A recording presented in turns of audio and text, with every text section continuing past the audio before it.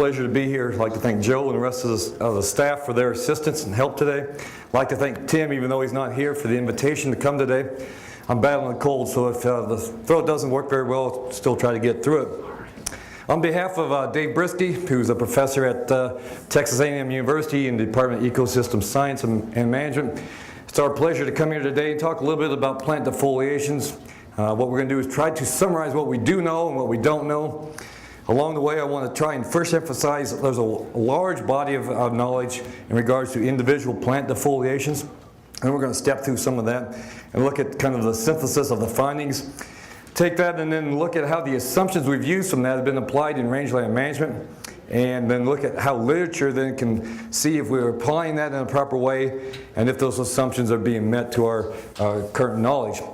And then at the end, I want to summarize and make some salient points in terms of where we are in terms of plant defoliations, and then end up with some needed information where we need to go next in terms of what is needed in terms of research as well as resource management. So with that, critical for any sort of natural resource management, especially for grazing management, is understanding plant responses to defoliation. Clearly, it's fundamental to our rangeland management. Everything we do in terms of managing rangelands for beef production, for livestock management of some kind, is fundamental in understanding how plants respond to defoliation and how we defoliate those plants both spatially and temporally. Secondly, if we look at that though, we want to look in terms of plant responses to defoliation is fundamental to maintaining plant and animal production, as well as our other ecosystem services. And Pat and others have talked about some of that in terms of species diversity, looking at carbon sequestration and others on some sort of a sustainable basis. So we can influence these plants in terms of defoliation on a 1 or 2 year, 3 year basis, but what we do long term in terms of sustainability. And as Brisky and his co-author Richards in 1995 in their book chapter in Wildland Plants, which was put out by SRM, eloquently summarized, most of our defoliation work needs to be couched within the scalier term of a hierarchy here. We're looking at how plants respond in terms of tillers being defoliated, the entire plants, populations of plants, then within the entire community concept, and then scale all the way up into landscape. Clearly, most of our work has been done at the tiller and the plant level, and that's what we're going to showcase first here in our presentation. So the roadmap where we're going to go, I want to spend the first part of this presentation looking at the individual plant responses to defoliation. Again, a large body of research has been done on that. A lot of pot studies, a lot of individual plant studies out in the field, some clipping, some grazing.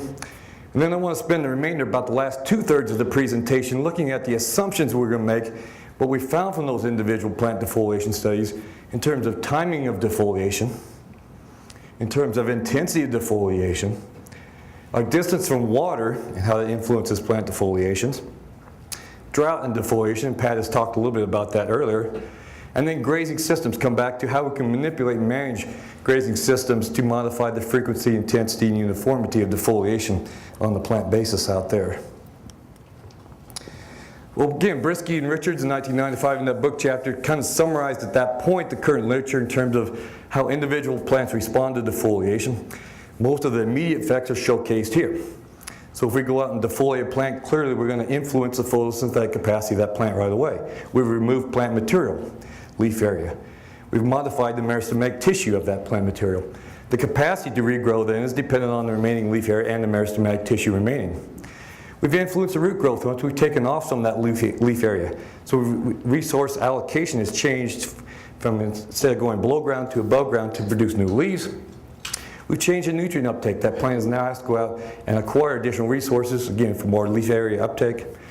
We've depleted the carbohydrates on store, and that clearly has influences in terms of plant regrowth capacity.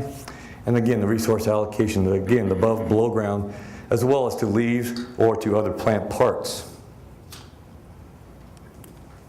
If we look at the individual plant responses, first and foremost for the plants is reestablishing that photosynthetic capacity of that plant once it's been defoliated.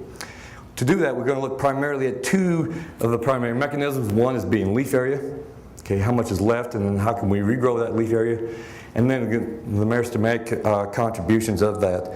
And again, axillary buds or apical meristems or intercalary type meristems. So we're going to look just a schematic here that Dave's put together in terms of the contribution of those leaves in terms of photosynthesis. If we look at this, on any given grass plant here, we've got some older leaves, we've got some younger leaves, and we have different rates and different ages of those leaves in terms of their photosynthetic capacity.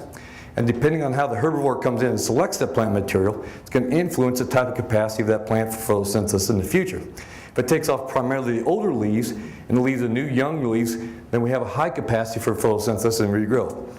If the herbivore preferentially selects the younger leaves, again decreasing our photosynthetic capacity, we're left primarily with these older leaves, which have, again, they're older, but they have a lower rate of capacity for photosynthesis. So clearly fundamental for rangeland management is how we manipulate this grazing plant out there in terms of the herbivore selection and the amount of leaves that are left out there on that plant. So back up here. So grazing then reduces the total amount of leaf area on the plant. It alters the ages of those leaves out there, and it modifies the photosynthetic rate. Our dilemma, which is clearly critical here for rangeland management, we need to have leaf area out there for the plant, but it's highly sought after by those herbivores, and that's again the fundamental balancing act that we have in terms of natural resource management, is modifying the leaf area out there, availability to herbivores as well as that to the plants for regrowth and capacity of photosynthesis. I'm going to finish up a little bit on the individual plants here, looking again at the contribution that Brisky put together in 1986, some of the earlier work. Look primarily here in terms of meristematic contributions to growth, and we have a dichotomy response here. We're looking at contribution to biomass production, which increases from intercalary towards axillary buds. The rate of regrowth, however, goes the other way following defoliation. If we have a lot of intercalary meristems, that rate of regrowth occurs within hours. It's because leaves can elongate very quickly. We can reestablish photosynthetic capacity. Caught in the middle are these apical meristems, which function on the time period largely of days to weeks. And in that case, they have moderate contribution to biomass production as well as to leaf production. And long term, if we're looking at the contribution of biomass, we're trying to get these axillary buds to regrow into new tillers, produce additional capacity of that plant to photosynthesize, but that's again taking time to weeks to months, and we're largely looking there at tiller production.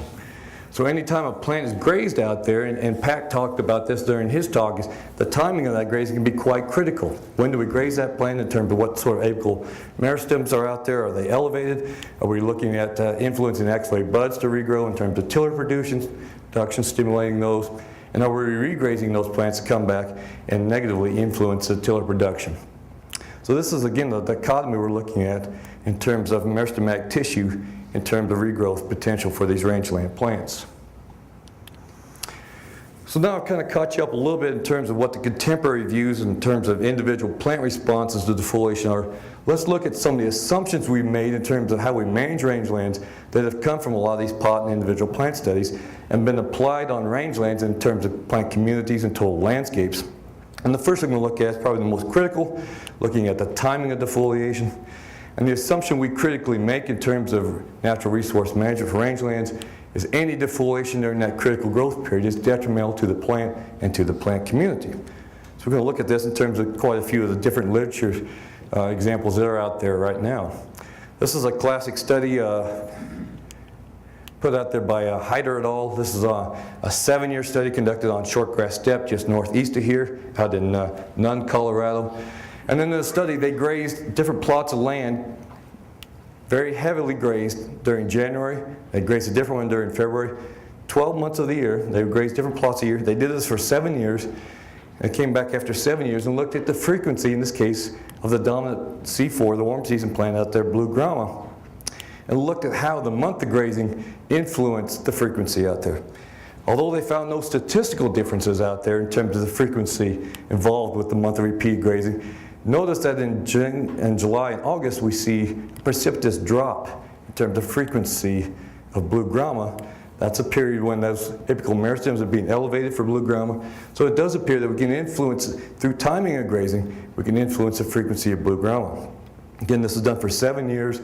Those areas were grazed the same time every year over that 7-year time period. So this is with blue grama, which is a dominant C4 out there. The dominant C3 species out there, needle and thread. It's grazed the same sort of way. Frequency was again monitored over that for 7 years. Again, no statistical differences in there, but we see again a precipitous drop as we move into June and July. Again, when those plants are elevating their apical meristems, those plants are being grazed, we see a decrease in frequency. So again, we can influence the frequency out there by modifying the timing of grazing. Look at a study here. This is a grazing sensitive species out of Texas. Some work Dave did with a graduate student, Blake Hendon. This is with Texas cupgrass. They went out and monitored some plants in 1994, began clipping in April, did clipping in April, May, June, came back in October, completed the study again in the second year.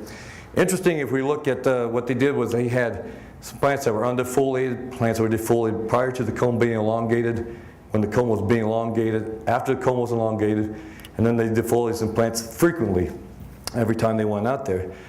They monitored basal area per plant, and the other response variable was tillage per plant. Quite a bit of information up there, but I want to focus primarily on the multiple defoliations. This line here. Basal area per plant dropped and was significantly lower after 2 years when you had multiple defoliations, indicating clearly that timing of defoliation was influencing the basal area of the plant. At the same time, tillage per plant precipitously dropped. We saw a lot less tillers on those plants that were multiply defoliated over those 2-year time periods. Again, only a 2-year time period, but clearly showcasing that timing of grazing and frequency of that grazing can influence both the structure of that plant as well as the number of meristems in that plant.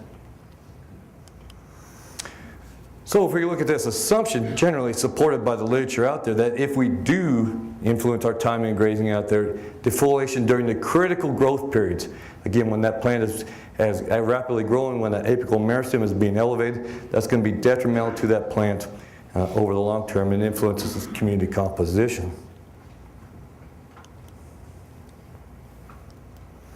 Second assumption I want to look at is we're going to look at in terms of the intensity of defoliation. I'm going to look in here in terms of grazing use, stalking rate perhaps if you want to look at it that way. And the assumption here is that detrimental use or detrimental effects increase with increasing intensity.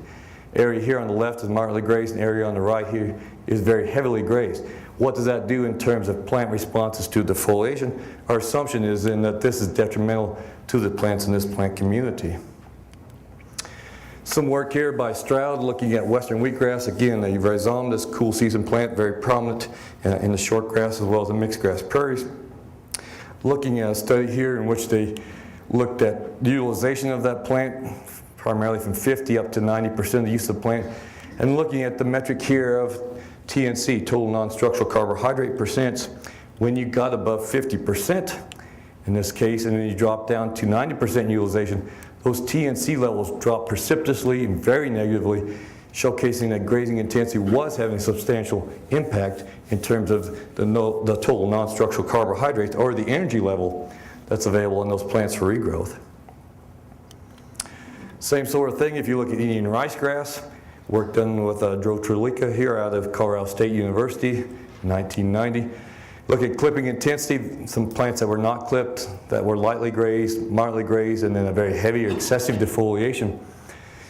Again, if you look at TNC levels, they were lower when you had excessive defoliations, and carbohydrates that were available in the crown for regrowth dropped off when you had excessive defoliations, and no difference between light or moderate grazing, both of which, however, were lower than ungrazed situations. Again, influencing here that grazing intensity, or clipping intensity in this case, has a negative influence in terms of carbohydrate reserves, which are fundamental then for at least the short-term responses of those plants to regrowth following defoliation.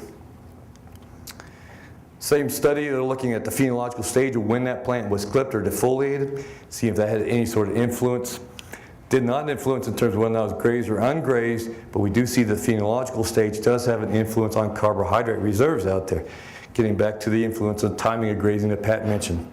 So if you look at second leaf stage, when that plant's rapidly emerging TNC, very low levels it's used up its carbohydrate reserves, promote a lot of leaf area. As it moves further along in maturity, those carbohydrate reserves have again re-energized in that plant, gotten back to full capacity.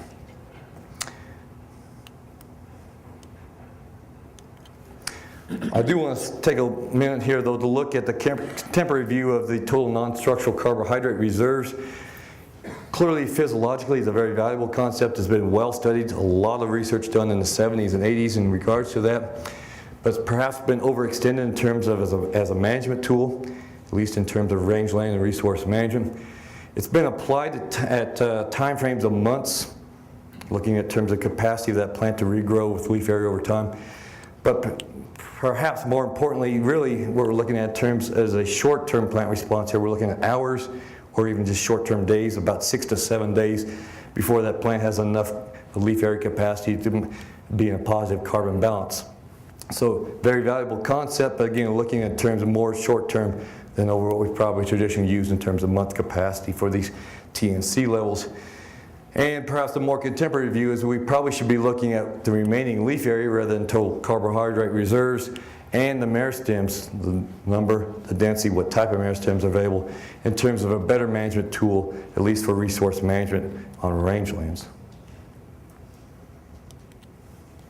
Root responses, again to individual plant defoliation, fairly well studied area. Traditional take half, leave half, moderate grazing, 50% defoliation. Largely results in those roots being stopped for the growing, nothing going on below ground, things are still proceeding as they had in the past. When you get to these excessive defoliation events, again 70 to 90% of that leaf area being removed, we really start to influence root regrowth. In this case, we've stopped about half the roots for a period of 2.5 weeks. If we go to 90% of severe defoliation, we've entirely stopped root regrowth for over 2 weeks. Again, with resource allocation, the plant's trying to regrow leaf area above ground and not below ground. Influences root growth, not only that, but also nutrient uptake as well as